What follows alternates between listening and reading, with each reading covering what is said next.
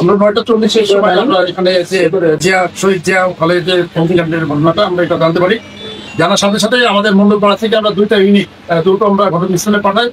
আমরা এসে এটা যেটা দেখেছি যে এটা একটা আসলে পরিত্যক্ত অবস্থায় ভবনটা আছে।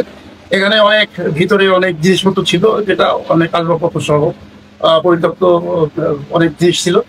সেটাই সম্পূর্ণ আমরা দেখেছি আগুন জ্বলতেছে, এবং যে উপরে যে সিলিং ছিল এই সিলিংটাও সমস্ত আগুনের এটা জ্বলছিল। আমরা এখানে বিভিন্ন ককশিট জাতীয় বিভিন্ন দাহ্য এখানে ছিল। আমরা এসে দ্রুত আগুনটাকে আমরা নিয়ন্ত্রণ করি, এবং এটা এখন বর্তমানে সম্পূর্ণ আমরা আগুনটা নির্বাপন করি। আসলে ক্ষয়ক্ষতি এটা আমাদের একটু তদন্ত করে দেখতে হবে যে কি পরিমাণে এখানে ক্ষতি হয়েছে। আর এখানে কেউ ছিল না, আহত বা অন্য কোনো সমস্যা এখানে নাই। আর কজ অফ ফায়ার যেটা, এটা আমাদেরকে একটু তদন্ত করে দেখতে হবে যে নিচে যে অনেক জিনিসপত্র ছিল সেখানে কেউ সিগারেট ফেলছে কিনা বা ইচ্ছাকৃত ভাবে কেউ লাগাইছে কিনা, এটা আমাদের একটু তদন্ত সাপেক্ষে আমাদের এটা দেখতে হবে। আমাদের 2টা ইউনিট আমরা এখানে কাজ করি।